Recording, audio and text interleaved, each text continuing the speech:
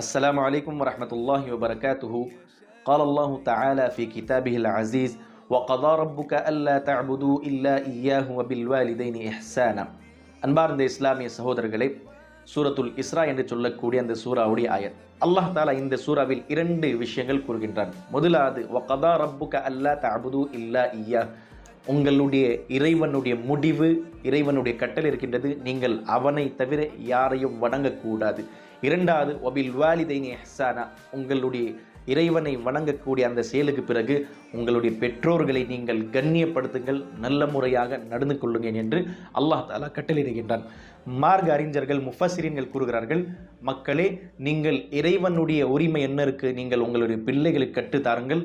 உங்களுடைய பிள்ளைக்கு அல்லாஹ் தாலா உங்களுடைய உரிமை, உங்களை எவ்வாறு மதிக்க வேண்டும், கண்ணியப்படுத்த வேண்டும் என்று அல்லாஹ் தாலா கற்றுத் தருவான் என்று அல்லாஹ் எனக்கும் உங்களுக்கும் பாக்கியத்தை தந்தல் புரிவானாக. அஸ்ஸலாமு அலைக்கும்.